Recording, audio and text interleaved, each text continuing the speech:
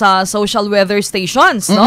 Kung SWS survey, mga kasama nga nag-ingon nga 63% sa mga Pinoy ni adtong bulan sa Disyembre ang nagsulti nga sila kuno mga pobre. Apil baka ani kasama ang kulbahinam ani dong irin kay mao daw ni ang pinakataas nga self-rated poor family sulod sa 21 ka tuig since 2003. Ilang gi-identify ang ilang kaugalingon nga sila kuno pobre. 17.4 million ka mga pamilya.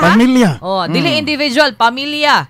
So imagine ang usa ka pamilya na ay at the minimum 3 ka member sa family, o kung duhag way anak, so times pila na. O kamo na compute na 17.4 times 2 na lang.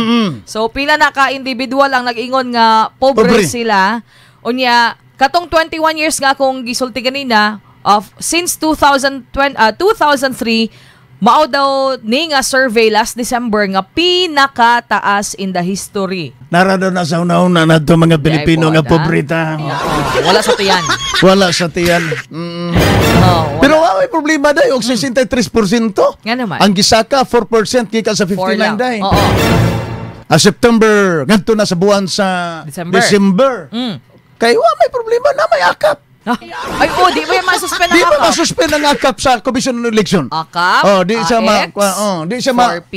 di siya masuspend nga. Bisag kanina ang eleksyon, dili siya ma-election banday by sel. Nagsulti po din kung muingon ka og kanang musulti sila nga pinaka-pobre, kahibaw kag ang kinsay pinaka-muingon nga dili may pobre?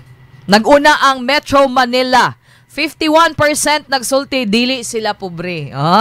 Onya ang ubang balanse sa Luzon, nasa 55% mga kasama ang nag-ingon nga dili sila pobre. Samtang ang Visayas, nag-ingon 74% ang nag-ingon dili sila pobre, og ang Mindanao ang dunay pinakataas, 76 ang nagsulti nga sila pobre dong irin. So ang pangutana karon. Sige day. Okay, kamon to Setyembre tapos pagka Disyembre may saka og 4%. Sa inyong tan-aw mga kasama, karon kahang Enero, musaka kaha ni or karong first quarter na lang, karong tuiga, musaka kaha ni or munaog ang ihap dong irin.